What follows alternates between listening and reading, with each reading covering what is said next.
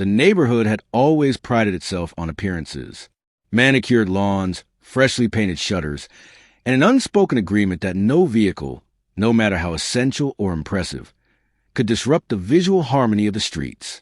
Homeowners Association rules were posted online, buried in PDFs and annexes, but everyone knew the gist. Conformity was enforced, and deviations were penalized. It wasn't unusual to hear neighbors whisper about fines, complaints, and the gentle intimidation of a few well-placed letters in the mail. But no one had ever seen it escalate the way it did in our quiet cul-de-sac. It began on a sunny Saturday morning, a day when the scent of cut grass hung heavy in the air and the neighborhood buzzed with weekend energy. I had been called out to an emergency earlier that week, and my old fire truck, a gleaming red relic from decades past, had come home with me temporarily. The truck was not just a vehicle. It was a piece of history, polished and restored meticulously, a symbol of the dedication and sacrifice of my years as a volunteer firefighter. But to the HOA, it looked out of place. Towering over the neighboring sedans and minivans, it was bold, shiny, and almost confrontational in its presence. Within 48 hours, the first letter arrived. White envelope, embossed HOA logo, neatly typed on recycled paper. It cited non-compliance with vehicle appearance guidelines and demanded immediate removal. The fine was not trivial. $300, escalating weekly until the truck was gone. I scanned the letter, rereading phrases like blatant disregard for community standards and disruption of aesthetic integrity. The words felt strange, almost absurd, considering the truck had saved lives on multiple occasions. Yet, in the eyes of the HOA, life-saving credentials didn't grant immunity. Neighbors began to notice. At first, subtle glances were exchanged, doors opened just enough to peer out, whispers drifting across fences. It was fascinating how quickly fear could mutate into complicity. Some nodded politely in sympathy. Others crossed the street, avoiding eye contact as if acknowledging me too openly might result in fines of their own. The tension was almost theatrical, like a staged performance in which I played the villain simply for refusing to hide my service and my pride. I tried compliance, briefly considering parking the truck elsewhere, but options were limited. Streets beyond our cul-de-sac required permits. Private lots demanded fees, and leaving the truck unattended posed security risks. Its sheer size made it impossible to tuck away discreetly. Every alternative felt punitive, as though the HOA was bending rules not for clarity, but for control. The escalation was swift. Letters became phone calls, polite but insistent reminders that I was jeopardizing the neighborhood's cohesion. One Monday morning, I returned home to find bright orange notices plastered on my front door and windshield. They read, "Vehicle in violation. Remove immediately or face daily fines." The truck stood silently, polished metal catching the morning sun, a testament to resilience in the face of absurdity. I couldn't bring myself to move it. Then, the whispers started transforming into direct confrontation. HOA board members appeared in my driveway without notice, clipboard in hand, politely demanding explanations. They reminded me that the rules were not suggestions and that the neighborhood had worked too hard to maintain its standards to tolerate deviation. I explained my position, reciting my years of service, the emergency calls, the community events where the fire truck had made appearances. They nodded politely, almost rehearsed, and walked away, their expressions neutral but eyes calculating. Social media amplified the drama. A local HOA focus group began posting photos, screenshots of letters, and speculative comments about the fire truck saga. Neighborhood factions formed almost overnight. Some expressed outrage at the HOA's rigidity, others defended their authority, claiming visual consistency was paramount. I watched as the story spread, realizing that what had started as a personal confrontation with bureaucracy was now morphing into public theater. Weeks passed and the fine increased. Each letter carried not only monetary demands, but a tone that suggested moral superiority. The HOA was not just enforcing rules, it was asserting dominance. Yet, despite mounting pressure, I refused to surrender. The fire truck remained parked, its polished exterior a quiet rebellion against arbitrary authority. Each day it sat there, the letters piled like unread confessions of a system more concerned with appearances than people. But something shifted one night. I returned home from a long, exhausting volunteer shift to find a neighboring property, a tall wooden fence bordering my driveway, smoldering at one corner. Smoke curled into the sky, acrid and sharp, curling over the pristine lawns. Panic surged, but there was also an uncanny precision to the flames. They burned only the fence, leaving the rest of the property untouched. By morning, the damage was done, and a thin line of scorch would mark the statement that words had failed to convey. The HOA erupted. Emails, emergency board meetings, and legal threats cascaded in waves. Neighbors whispered of arson, sabotage, and retaliation. I sat in my driveway, staring at my fire truck, the smell of smoke still lingering, realizing that the quiet rebellion I had waged had now taken a visible, incendiary turn. What had begun as a parking dispute had become a confrontation neither side could easily ignore. The stage was set for the next act. Lines were drawn, alliances forming, and tensions mounting in ways the neighborhood had never experienced before. The truck remained, the fence remained partially destroyed, and the world around us seemed to hold its breath. The morning after the fence incident, the neighborhood was electric with speculation. Law enforcement had arrived, cameras in hand, notebooks open, but their questions were polite, almost perfunctory.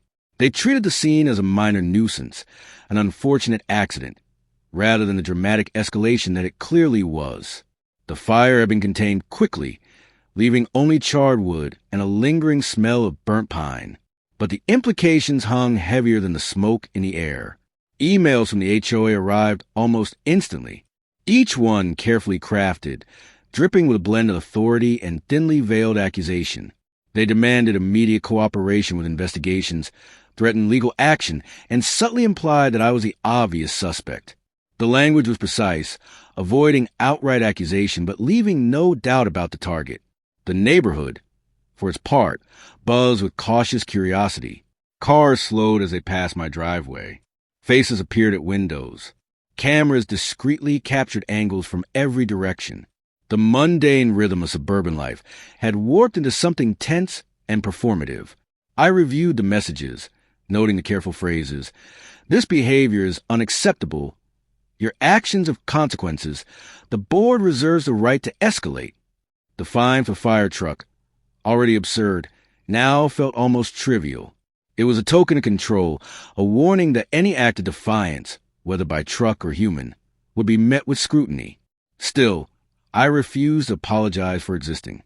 The fire truck remained parked, polished to a shine, a statement that neither fear nor bureaucracy would dictate terms to someone who. Meanwhile, rumors spread like wildfire.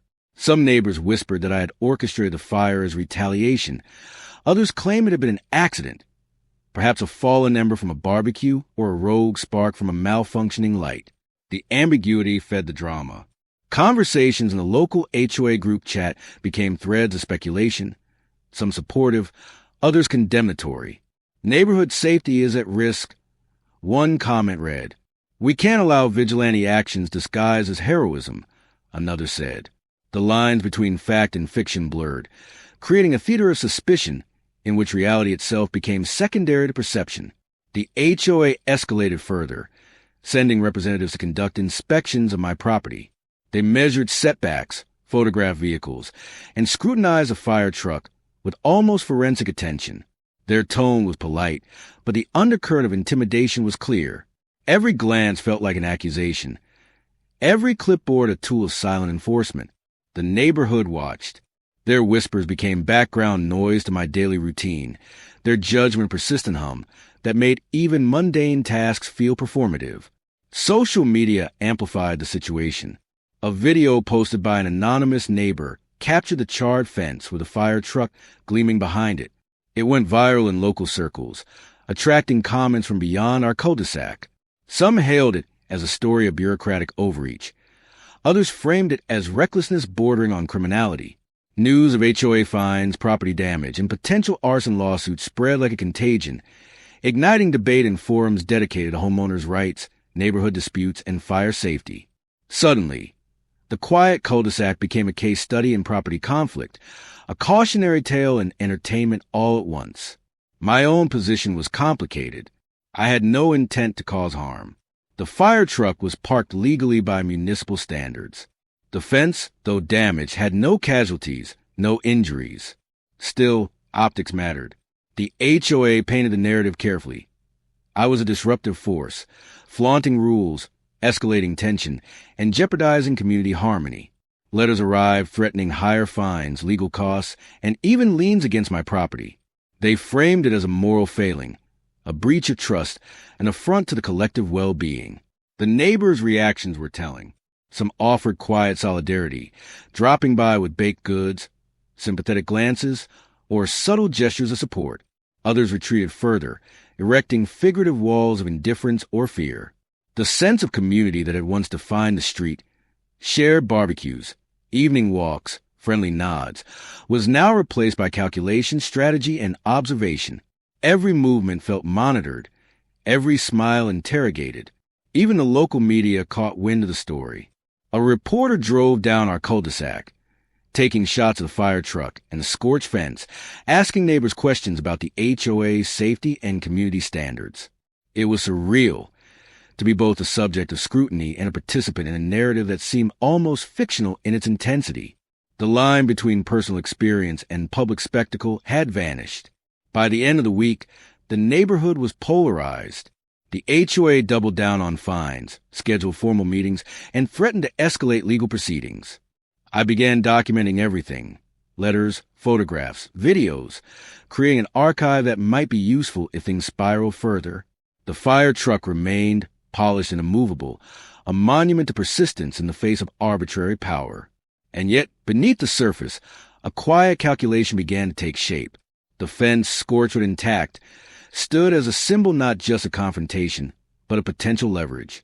Neighbors whispered in hushed tones, speculating about what might happen next, about who would blink first, about how far the standoff could escalate before one side yielded. The tension had evolved from a minor dispute into a game of patience, perception, and performance, with stakes measured in dollars, pride, and control. I realized the situation was no longer about a fire truck or fence. It was about power, about territory, about a community struggling to define itself amid conflicting narratives. The truck, the letters, the fence, all had become symbols, and the neighborhood had become a stage for forces far larger than themselves. The only certainty was uncertainty, the only predictable element the inevitability of the next move. And that move was coming soon. The air was thick with anticipation. Every passerby, every conversation, every camera angle hinted that the standoff was far from over. What began as a parking dispute had grown into a confrontation with escalating consequences, and neither side seemed willing to retreat. The drama had only just begun, and the neighborhood was about to discover that chaos, once ignited, rarely burns quietly. By the third week, the HOA had escalated completely. What began as polite letters had become formal legal notices, citing repeated violations, threatening liens, and imposing escalating fines. Their tone was meticulous, almost clinical, a calculated exercise in authority and intimidation. The neighborhood, meanwhile, had transformed into a theater of observation. Cars slowed when passing my driveway. Neighbors peeked from behind curtains, whispering theories. Social media exploded with commentary. Some praised my defiance. Others condemned it as reckless. The fire truck, once a symbol of public service and pride, had become the neighborhood's lightning rod. I documented everything meticulously: letters, emails, photos of the truck and scorched fence, screenshots of online discussions. Every detail mattered. If the standoff escalated, I needed evidence to counter the HOA's narrative. Their attorney demanded a hearing, framing the fire truck as a deliberate act of defiance and the fence incident as a serious breach of neighborhood safety. Every word was calculated to cast me as the antagonist in a story they controlled. During the hearing, I remained calm, presenting facts and context. The truck was legal, a restored relic of my volunteer firefighting years, an emblem of service to the community. The burned fence had caused no injuries and could be repaired easily. I stressed that punishment for owning a historic vehicle was absurd. The board listened politely, but the expressions felt rehearsed. When the meeting concluded, the written verdict arrived. Fines tripled, additional penalties threatened, and a lien on my property loomed. The words were formal, chilling, leaving no room for compromise. The neighborhood reacted swiftly. Some quietly supported me, leaving notes or gestures of solidarity. Others reinforced the HOA's narrative, claiming my defiance had unnecessarily escalated tension. Social media debates grew intense, spilling into neighborhood groups and private messages. The fire truck had transformed into a symbol, resistance against arbitrary authority. Rumors about the fence continued to circulate. Some neighbors whispered the fire might have been intentional. Others insisted it was accidental. Ambiguity intensified polarization, and the truck's presence became a daily challenge to the HOA's authority. The charred fence stood as a silent warning. Enforcing rules without reason invites confrontation, and sometimes defiance speaks louder than words. Surveillance quietly escalated. Small cameras appeared at odd angles, lights flashed at strange intervals, and neighbors' behavior suggested subtle monitoring of my routines. It was clear the HOA and some supporters were documenting every move, preparing for the next stage. This was no longer just about a vehicle. It had become a struggle over control, dominance, and territory. Every glance, every casual interaction, every passing moment was a move in an unspoken game. By the end of the third week, a tense equilibrium settled. The fire truck gleamed under the morning sun. The fence bore the marks of confrontation, and the HOA continued relentless communications. The neighborhood had become a chessboard, each move scrutinized and weighed. What started as a minor dispute had evolved into a battle of wills, a test of persistence, influence, and perception. Neither side seemed willing to back down. The neighborhood held its breath, waiting to see how the next escalation would unfold. The fire truck and fence were no longer just objects. They were symbols, signaling that the quiet rules of suburban life could no longer contain the tension simmering beneath the surface.